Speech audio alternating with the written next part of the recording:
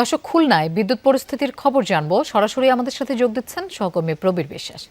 প্রবীর, খুলনায় কি অবস্থা দেখছেন? বিদ্যুৎ সরবরাহ পরিস্থিতি কেমন? লোডশেডিং নিয়ে স্থানীয়রা কি বলছেন?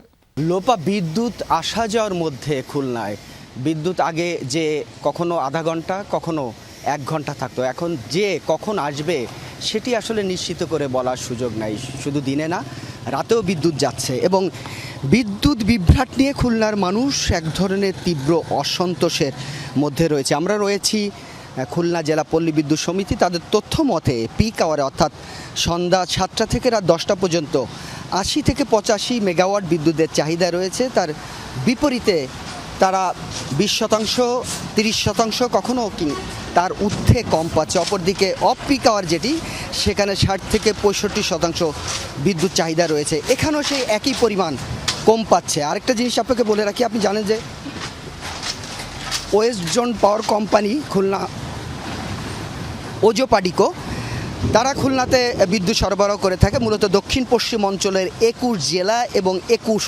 উপজেলাতে বিদ্যুৎ সরবরাহ করে থাকে। আজকে তাদের হিসাব হচ্ছে তাদের চাহিদা রয়েছে 807 মেগাওয়াট, বিপরীতে পেয়েছে 578 মেগাওয়াট, অর্থাৎ 229 মেগাওয়াট ঘাটতি রয়েছে। এবার যদি খুলনার কথা বলি, তাদের তথ্য মতে 616 মেগাওয়াট বিদ্যুতের চাহিদা রয়েছে। এর বিপরীতে তারা পাচ্ছে 661 মেগাওয়াট, অর্থাৎ 155 মেগাওয়াট বিদ্যুতের ঘাটতি রয়েছে। ফলে বিদ্যুৎ যাচ্ছে, বিদ্যুৎ আছে। আমরা একজন গ্রাহকের সঙ্গে কথা বলবো। আপনার বাড়িতে বটিয়াঘাটা অঞ্চলেই কেমন বিদ্যুৎ যাচ্ছে এবং বিদ্যুৎ যাওয়ার ফলে কি ধরনের অসুবিধা হচ্ছে আপনাদের? বিদ্যুৎ ভাইয়া যাচ্ছে, কিন্তু কখন আসবে এটা বলা যাচ্ছে না, অনিশ্চিত। মানে কয়বার যায়? এরও কোনো নির্ধারণ নেই যে কয়বার যাচ্ছে, তাও ধারণার বাইরে।